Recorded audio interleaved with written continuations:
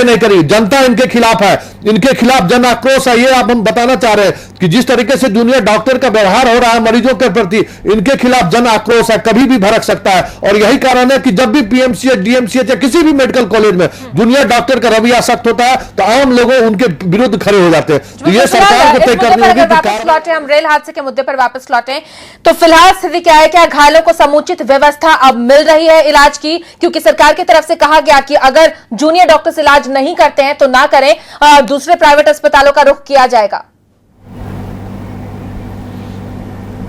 देखिए, जहां तक पटना के 3-4 बड़े अस्पताल हैं, पारस अस्पताल है, रुबन अस्पताल है, कंकरबाग के 2-3 अस्पताल है, उनको डॉक्टरों को कह दिया गया कि आपसे, लेकिन अभी तक कोई ऐसे मरीज नहीं आए हैं जिनको बेहतर इलाज की, मतलब जो नई तकनीक की इलाज की जरूरत हो वैसे इलाज की जरूरत वाले मरीज, जो घायल मरीज 13 मरीज है उसमें से कोई ऐसे मरीज नहीं है। हालांकि दानापुर के जो अपने रेलवे के जो डॉक्टर है वो भी पूरी तरह पर तैयार है। फिर दानापुर रेलवे सेना का जो कैंट का जो डॉक्टर है, जो इस मामले की, इस तरह के घटनाओं के मामले में विशेषज्ञ है इलाज करने के लिए, उनको भी तैयार रखा गया। लेकिन उतनी स्थिति अभी बुरी नहीं है जिनके लिए विशेष व्यवस्था की जरूरत हो। जो हमें जानकारी मिल रही है, जो 13 मरीज घायल है उनकी स्थिति ऐसी नहीं है। पहुंच क्या टाइमली पा रहे हैं? क्योंकि गांधी से तो पुल भी जाम है, इसकी वजह से परेशानी हो रही थी।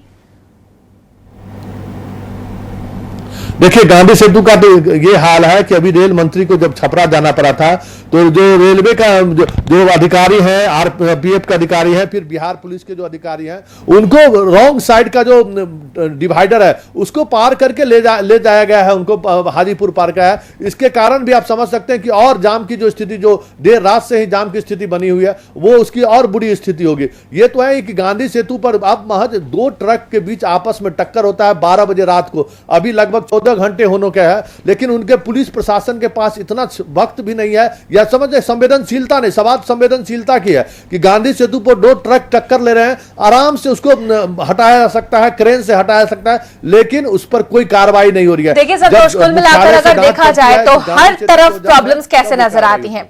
रेलवे का हादसा होता है, रेलवे के अधिकारी पल्ला झाड़ते हैं, कहते हैं कि कुछ हद तक तो ये भी बातें सामने आई कि उन्हें जानकारी तक नहीं है। ठीक है, जब जानकारी होती है तो कहते हैं कि टेक्निकल फॉल्ट है, बहुत इजीली कह दिया गया टेक्निकल फॉल्ट है। जो 5 जिंदगियां चली गई उसकी जिम्मेवारी कौन लेगा पता नहीं।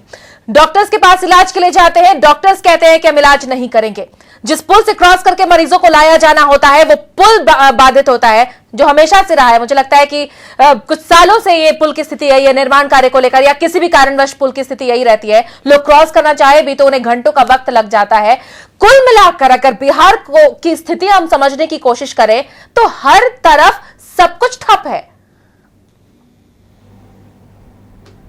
आप कह सकते हैं कि बिहार के लोग भगवान के भरोसे हैं। अगर आप ठप करने की बात करें तो भगवान के भरोसे हैं। जिस तरीके से गांधी सेतु की स्थिति है, खुद मुख्यमंत्री उसकी मॉनिटरिंग करते हैं। फतुहा थाना को कहा गया हुआ है, इधर जहानाबाद के जिले में जितने थाना पड़ते हैं सभी थाने को कहा गया है, इधर बिहटा के थाने को कहा गया। मतलब प्रशासन की तरफ से जो व्यवस्था की बात करें, जिस पुल के जाम को लेकर मुख्यमंत्री समीक्षा करते हैं और अधिकारियों की तैनाती होती है, 2-2 डीएसपी की वहां ड्यूटी तैनाती है, लेकिन फिर भी पुल जाम रहता है।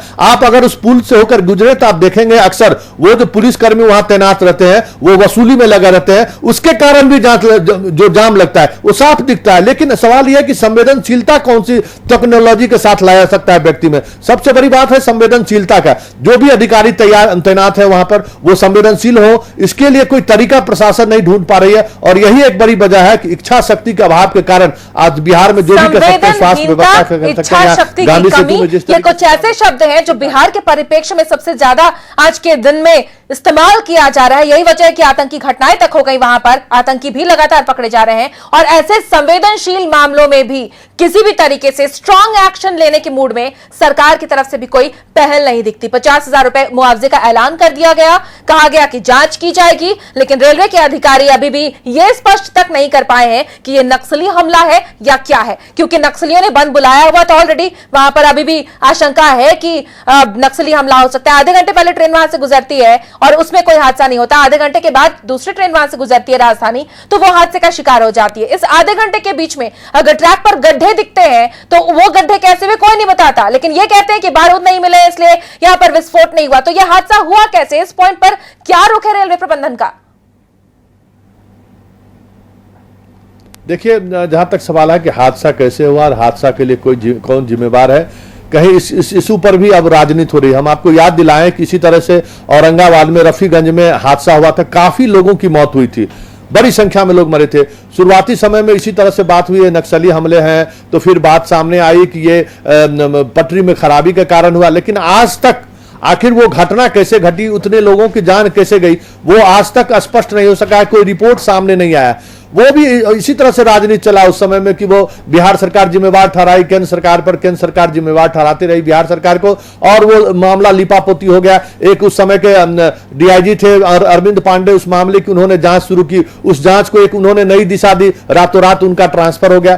तो ये सब चलता रहता है, लेकिन सबसे बड़ी बात यह है कि इस हादसा के प्रति कौन जिम्मेवार है। जिस तरीके से सोनपुर के डीआरएम ने गैर जिम्मेदार तरीके से बयान देते हैं कि इसके लिए जिम्मेवार जो है सो हमारा प्रशासन नहीं है, क्योंकि वहां फिश प्लेट खुले हुए हैं। सवाल है कि इतने बड़ी दुर्घटना के बाद फिश प्लेट नहीं खुले रहेंगे रेलवे पटरी के बीच, तो और क्या रह सकते हैं। ये जिम्मेवारी का बात ये नहीं कि इस तरह के हादसे को कैसे, कुमार ने, चूंकि वो रेल मंत्री रह चुके हैं, उन्हें टेक्निकली पता है कि कब क्या चीजें इस्तेमाल की जाती हैं, तो उन्होंने कहा कि राजधानी के गुजरने से पहले वहां पर पायलट इंजन का गुजरना तय होना चाहिए था कायदे से, और वो भी तब जब नक्सलियों ने बंद का आह्वान किया था और उन्होंने धमकी दी थी कि किसी बड़ी घटना को वो अंजाम दे सकते हैं।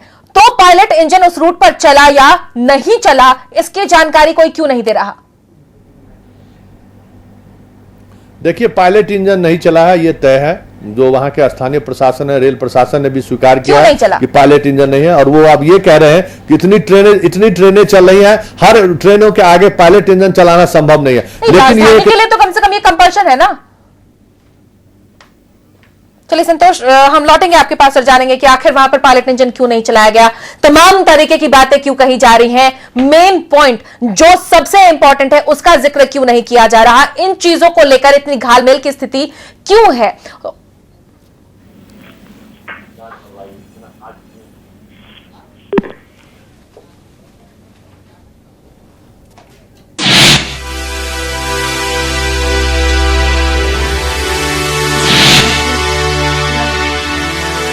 फिलहाल हम आपको हेल्पलाइन नंबर्स आपकी टीवी स्क्रीन पर दिखा रहे हैं। तमाम तथ्यों को खंगालने के अलावा ये भी हमारी जिम्मेदारी है कि हम आपको इस मसले पर भी सहयोग करें कि आप अपने परिजनों के बारे में, अपने जानने वालों के बारे में जानकारी ले सकें। हेल्पलाइन नंबर्स आपकी टीवी स्क्रीन पर है, आप इस पर फोन करके अपने जानने वालों के बारे में पूछ सकते हैं कि आखिर वो कैसे हैं, किस हालत में हैं, कहाँ हैं, उन्हें किसी तरह की अगर जरूरत हो तमाम तो आप इन नंबर्स पर संपर्क कर सकते हैं। अलग अलग हेल्पलाइन नंबर्स आपकी टीवी स्क्रीन पर।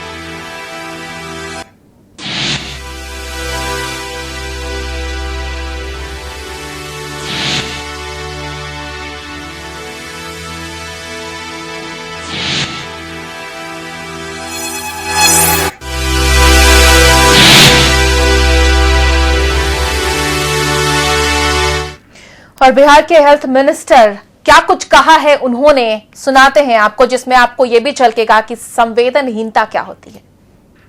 बहुत व्यवहार करता पीटता है तो उन पर सख्त कार्रवाई का फैसला लिया जाए। हमने कहा कि अगर वहीं पर मरीज के परिजन को भी कोई डॉक्टर पीटता है, चाहे कर्मचारी पीटता है, तो उसमें क्या होगा।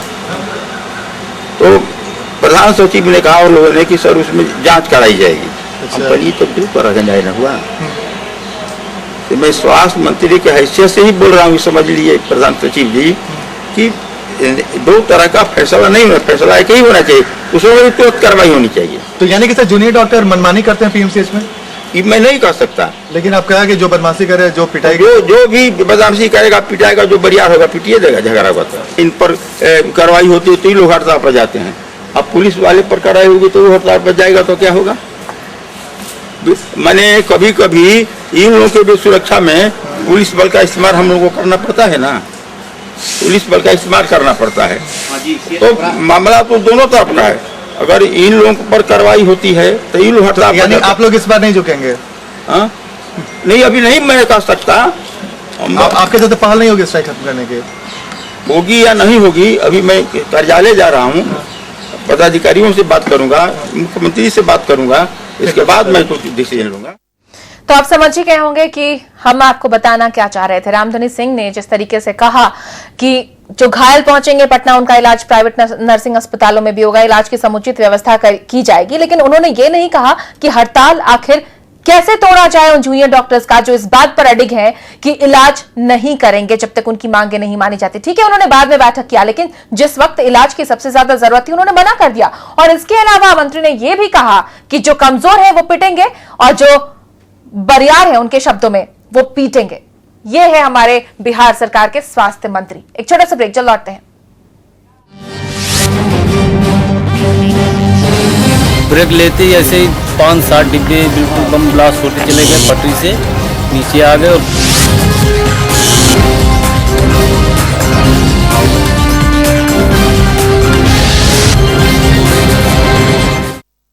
ट्राई कलर का एक ही मुख्य उद्देश्य है, जन जन तक अपने सपने का घर साकार हो।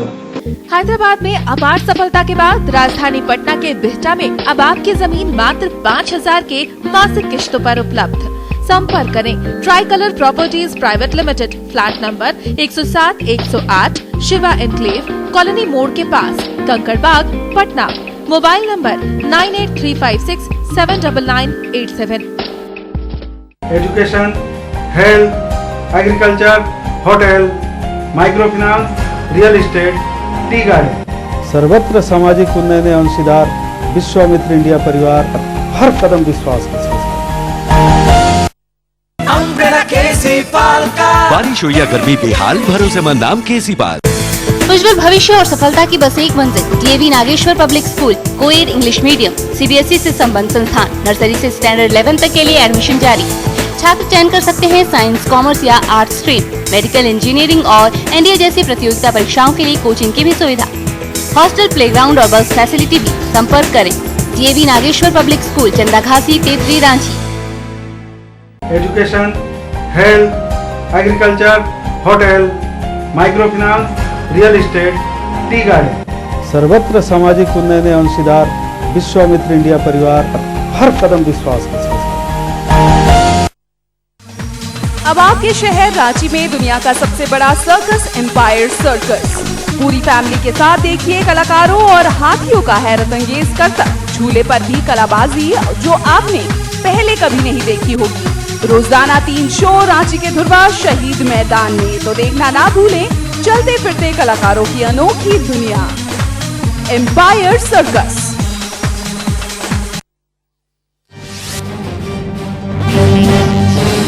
ब्रेक लेते ही ऐसे ही 5-7 डिब्बे बिल्कुल बम ब्लास्ट होते चले गए, पटरी से नीचे आ गए।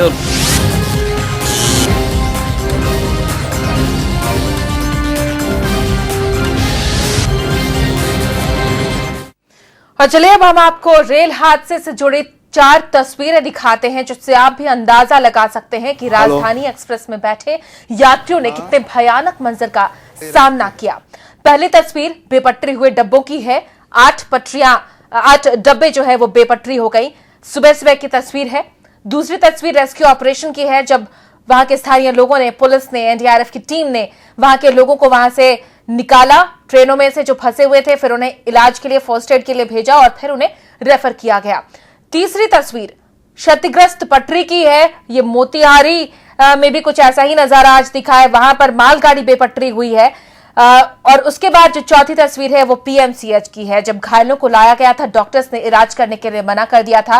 परिजन बेहाल थे, तड़प रहे थे अपने दर्द में परेशान लोगों को देखकर कि कैसे भी करके उनका इलाज संभव हो पाए, लेकिन डॉक्टर्स तब तक भी नहीं माने थे। उसके बाद उन्होंने दबाव जब बढ़ना शुरू हुआ सरकार की तरफ से, तब उन्होंने बैठक की और फिर कहा कि ठीक है, हम इलाज करेंगे।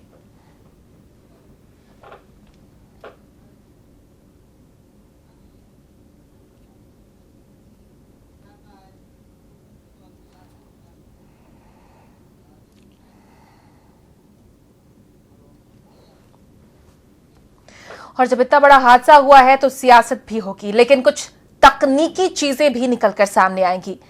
आपको हम सुनाते हैं राजद सुप्रीमो लालू प्रसाद यादव, जो कभी रेल मंत्री भी रहे थे, उन्होंने कैसे इन चीजों को टेक्निकली डिफाइन किया है और अफसोस जताया है। दुखद है, हृदय विदारक है और बड़ा भारी नुकसान हुआ है रेल का और यात्रियों के साथ जो हुआ होगा।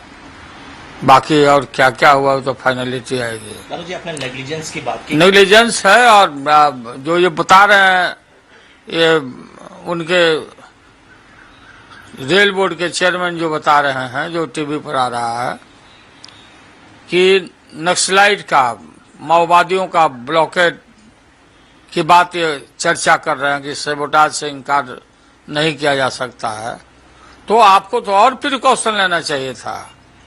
ये घटना घटी है 2:30 बजे और 12 बजे से पहले से अगर वो सूचना दिया है तो आपको राजधानी गुजारने के पहले राजधानी को आगे क्लियर करने के लिए आपने पेट्रोल इंजन क्यों नहीं चलाया? पेट्रोलिंग करता, आगे जाता, क्लियर करता तो ये हादसा टाला जा सकता था। ये बहुत दुखद है, हृदय विदारक है और लगातार इस देश में प्रत्येक दिन इस तरह के अप्रिय वारदात रेलवे के अलावे भी हो रहा है। ये सब राजधानी एक्सप्रेस हादसे के बाद रेल मंत्री ने अधिकारियों से विस्तृत जानकारी लेने के बाद हादसे में जान गंवाने वालों और घायलों के लिए मुआवजे की राशि की घोषणा की। वहीं छपरा से सांसद राजीव प्रताप रूढ़ी ने भी घटनास्थल का जायजा लिया और इसे दुखद करार दिया। Incident has occurred near Chapra in Bihar district. It is quite unfortunate. The Rajdhani Express traveling from प्रबंधक, मंडल रेल प्रबंधक सुबह से ही साइट पे हैं और सारी रिलीफ काम में लगे हुए हैं।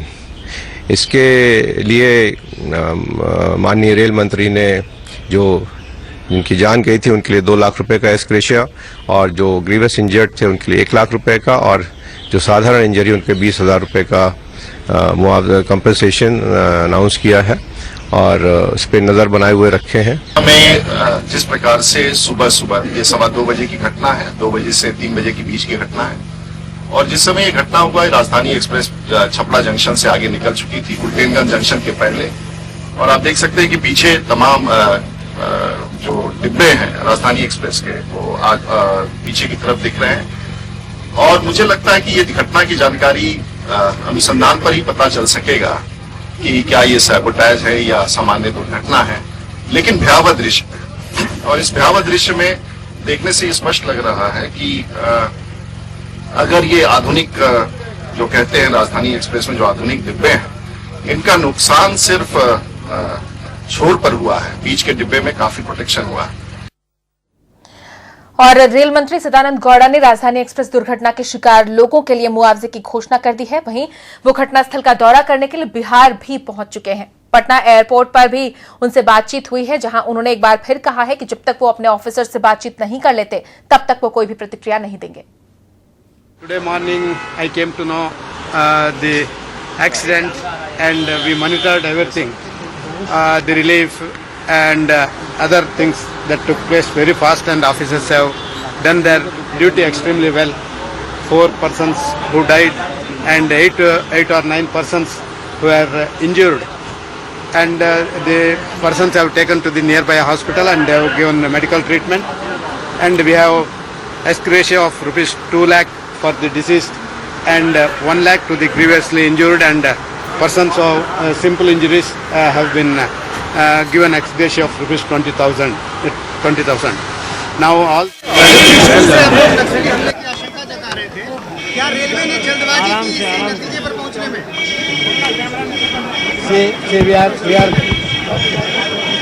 we are just in Patna. We are on the way to the site. Only after discussions with my officers, after getting all the particulars, I can come back to you what are the reasons prima facie at this stage. And it is too early to comment about all these things because I have said in Delhi also. We have not come across any reason. The cause of accident and other things were not known to us. Only after going to the site, after getting in touch with my officers, then only I can come back to you. Pilot train क्यों नहीं चलाया? Sir, after getting in touch with my officers, after discussions with the officers, I can answer this question. This is quite clear. That is your opinion. It is not my opinion because I have to consult with my officers. Is it mandatory to run a pilot train before Rajdhani? Is it mandatory to run a pilot train before Rajdhani? I will tell you. Whenever there is something like bun calls and other things are there, Usually it is the practice that the railways there and the railway police will have a so-called what you call at the something like that caretaking pilot to be run before the train. I'll come back to you. और Chhapra rail हादसे के बाद मुख्यमंत्री जीतन राम मांझी ने कहा है कि यह हादसा दुखद है। हादसे में जिन लोगों की मौत हुई है उनके परिजनों को 50,000 रुपए मुख्यमंत्री राहत कोष से दिया जाएगा। साथ ही घायलों का इलाज सरकार कराएगी। वहीं सीएम ने राजधानी दुर्घटना के पीछे नक्सलियों का हाथ होने से इनकार किया है। देखने से ऐसा पता चलता है कि कोई भी घटना उग्रवादी के माध्यम से किया जाता है तो जरूर कोई न कोई चिन्ह वहाँ पर दिखने को मिल जाती है।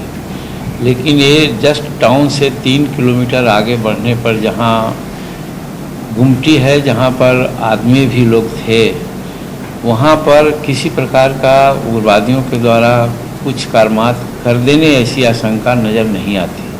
और अगर ऐसा होता तो ब्लास्टिंग का कुछ न कुछ अवशेष वहाँ पर मिलता, वो ऐसा नहीं है। ये प्रारंभ में हम लोगों का ऐसा लगता है। वैसे ये मामला भारत सरकार के लोग भी, बिहार रेलवे वाले लोग भी इंक्वायरी कर रहे हैं, हमारे लोग भी पहुंचे हैं, इंक्वायरी करेंगे।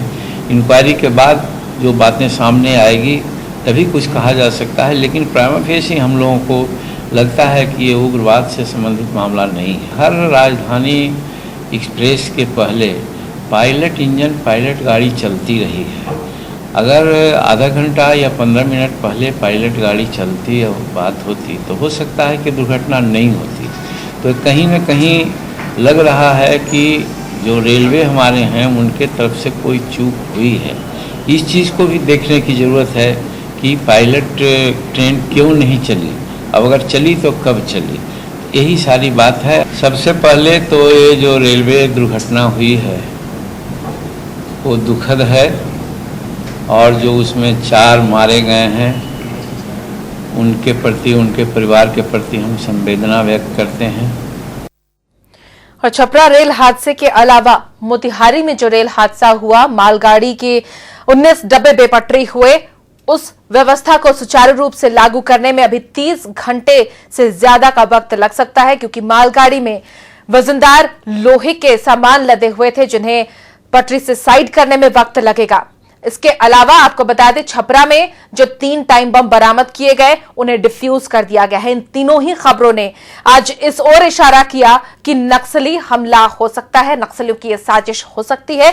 हालांकि अगर हम मोतिहारी की बात करें तो वहां पर भी ये बातें कही जा रही है, इस बात की पुष्टि नहीं की जा रही कि यह नक्सली हमला ही है, लेकिन रेलवे ट्रैक उड़ाया गया था। इस बात की वजह से लोग कह रहे हैं कि वहां पर नक्सली हमला था, क्योंकि वहां के स्थानीय लोग कह रहे हैं कि पहले एक बम धमाके की आवाज सुनी उन्होंने और उसके बाद ट्रेन का हादसा हुआ। दूसरी तरफ जो 2:15 पर यहां राजधानी एक्सप्रेस, जो नई दिल्ली डिब्रूगढ़ राजधानी एक्सप्रेस है, वो हादसे का जब शिकार हुई तो यहां भी नक्सली वारदात की ही आशंका जताई गई, लेकिन बाद में जो नक्सल मैनेजमेंट सेल है उसने इस बात को खारिज कर दिया और जो वहां के छपरा के एसपी है उन्होंने भी इस बात को खारिज किया। उनका कहना है कि मौका वारदात पर कुछ ऐसे सुराग नहीं मिले हैं जो इस ओर इशारा करे कि वहां पर नक्सली हमला हुआ है। और तीसरी वारदात छपरा की ही, जहां पर दरियापुर बाजार में 3 बम मिले, टाइम बम थे ये सभी, और इनकी क्षमता क्या थी और कितना नुकसान पहुंचा सकते थे ये पता तो नहीं चला, लेकिन इस बात पर भी आशंका जताई गई कि नक्सली साजिश को अंजाम दे सकते हैं। नक्सली साजिश के बात पर इतना बल इसलिए दिया जा रहा है क्योंकि नक्सली दमन विरोधी हफ्ता मना रहे हैं। 22 से लेकर 28 जून तक वो ये हफ्ता मनाएंगे और इसी बीच उन्होंने धमकी इसके पहले दे दी थी, चेतावनी उन्होंने दे दी थी कि वो किसी बड़ी घटना को अंजाम देंगे और उन्होंने ऐसा किया अगर ये नक्सली वारदात है तो। हालांकि किसी ने आगे बढ़कर इसकी जिम्मेदारी नहीं ली है, लेकिन इस घटना के पीछे जो टेक्निकल टीम्स हैं उनका कहना है कि नक्सली वारदात नहीं है।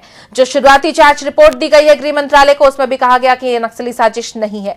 तो ये है क्या? अगर ये टेक्निकल फॉल्ट है तो किसकी जिम्मेवारी है? रेलवे क्या इस बात को स्वीकारेगा कि ये टेक्निकल फॉल्ट अगर है तो ये उसकी गलती है, उसकी वजह से 5 लोगों की जिंदगियां चली गई, 13 लोग अभी भी अस्पताल में हैं, और इन चीजों को स्वीकारने के लिए कोई आगे क्यों नहीं आ रहा? नक्सली वारदात से इनकार करने के लिए सभी तैयार हैं, लेकिन अपनी गलती को स्वीकारने के लिए कोई आगे नहीं आ रहा। इसके अलावा पूरा सिस्टम फेलियर दिखता है बिहार में। जब घायलों को इलाज के लिए पटना ले जाया जाता है, डॉक्टर्स इलाज से मना कर देते हैं। रास्ते में ले जाने से पहले उन्हें गांधी सेतु पर काफी देर तक घंटों जाम में फंसना पड़ता है, क्योंकि वहां पर जाम लगा हुआ था पहले से ही और वहां पर परिचालन की जो व्यवस्था है वो भी ठप थी। और उससे भी बड़ी बात तो यह है कि केंद्रीय मंत्री जब पटना पहुंचे और वहां से फिर वो छपरा के लिए रवाना हुए, तो उन्हें गांधी सेतु पुल पर जाम का सामना करना पड़ा और रॉन्ग साइड से ट्रैवल कराकर उन्हें फिर मुजफ्फरपुर के लिए रवाना किया गया। तो देखिए कि व्यवस्थाएं कितनी ज्यादा लचर होती जा रही हैं बिहार में। सारी चीजें आउट ऑफ ट्रैक नजर आ रही हैं। जैसे ये बोगियां आपको रेलवे ट्रैक से बाहर दिख रही हैं, सिस्टम आउट ऑफ ट्रैक नजर आ रहा है बिहार में। रेलवे ने हेल्पलाइन नंबर जारी किए हैं जिस पर आप संपर्क कर सकते हैं ताकि आप अपने परिजनों के बारे में जान सके अगर वो इस रूट पर ट्रैवल कर रहे थे, इस गाड़ी में ट्रैवल कर रहे थे। इसके अलावा जो भी लोग इस जगह पर सवार थे या उन्हें किसी कारणवश दूसरी जगह पर ले जाया गया है ताकि वो दूसरे माध्यम से अपने गंतव्य तक पहुंच सके, तो उसकी भी आप जानकारी ले सकते हैं। हालांकि इन सब के अलावा एक जानकारी और आई कि इस रेल हादसे की वजह से कुछ ट्रेनों के परिचालन को रोक दिया गया, ट्रेनें रद्द कर दी गई या फिर रूट डाइवर्ट कर दिया गया।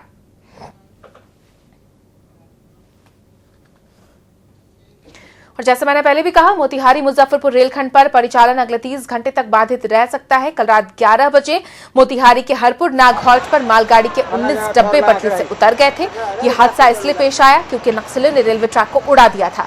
बता दें कि नक्सली 22 जून से 28 जून तक दमन विरोधी हफ्ता मना रहे हैं और आज तिरहुत सारण बंद का ऐलान किया है।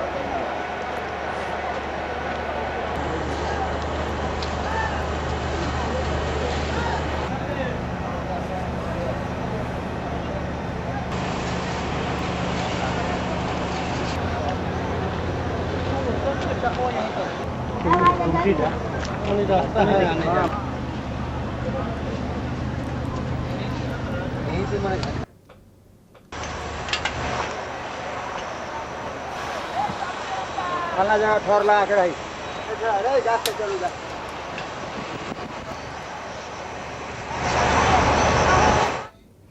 और इधर मुजफ्फरपुर में भी देर रात नक्सलियों ने उत्पात मचाया है। नक्सलियों ने बोचोहा थाना क्षेत्र के बुधौली गांव में सड़क निर्माण में लगी एक कंपनी को अपना निशाना बनाया। दरअसल नक्सलियों ने तिरहुत और सारण प्रमंडल में पुलिसिया जुल्म के खिलाफ बंद का आह्वान किया था। इसी दौरान निर्माण कंपनी पर हमला किया और वहां लगे 2 जेसीबी मशीन और ट्रैक्टर को आग के हवाले कर दिया। साथ ही वहां तैनात मुंशी को गोली मारकर जख्मी भी कर दिया और फायरिंग करते हुए फरार हो गए। छत पर हम लोग सोए हुए थे, आया हम लोग को भिड़ा के उठाया, गोर हाथ बांध के नीचे में ले गया। यही बोला कि तुम लोगों को तो काम बंद करने के लिए बोले थे, काम क्यों कर रहा है। फिर बोला जो मारो साले को गोली, चल दिया। उसके बाद किसको गोली मारा? मुंशी को। गाड़ी सबका है, गाड़ी सबको आग लगा दिया। और इस बुलेटिन में इतना ही, लेकिन ब्रेक के बाद भी खबरें जारी हैं।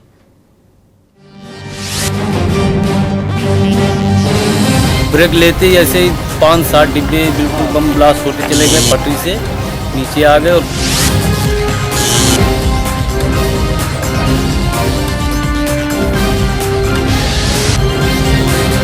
डिजिटल केबल सब्सक्राइबर कृपया ध्यान दें। अब आप अपने मनपसंद चैनल पैक चुनने के लिए सब्सक्राइबर एप्लीकेशन फॉर्म और पैकेज सिलेक्शन फॉर्म भरें और बिना किसी रुकावट के डिजिटल केबल टीवी सर्विसेज का भरपूर आनंद उठाएं। आपको अपने चुने गए चैनल पैक के मासिक शुल्क के अलावा नियमानुसार सेवा कर तथा मनोरंजन कर भी देना होगा। तो आज ही अपने स्थानीय केबल ऑपरेटर से संपर्क करें अथवा हमसे संपर्क करें। हमारा फोन नंबर है 0612 3263437।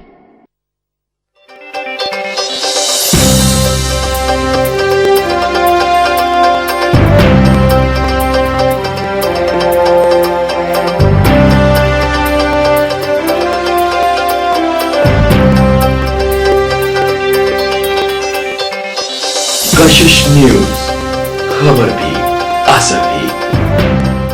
हेडलाइंस के प्रायोजक हैं Cell City, a gift to Ranchi. Kashish की नई पेशकश, मैनू रवन, वेयर गुड़गांव मीट्स दिल्ली। सह प्रायोजक X factor junior cough syrup पूरे परिवार का हेल्थ टॉनिक हाइड्रोफॉल। विश्वामित्र इंडिया परिवार हर कदम विश्वास के साथ। NIBM PO Maker Institute Ranchi, Rejoice Mission, Circular Road, Ranchi. KVN Classes, Sahil Study Circle, Rajendra Nagar, Patna। Patna के बिहटा में अब आपकी जमीन मात्र 5,000 के मासिक किश्तों पर। बारिश हो या गर्मी बेहाल भरोसेमंद नाम KC park. DAV Nageshwar public school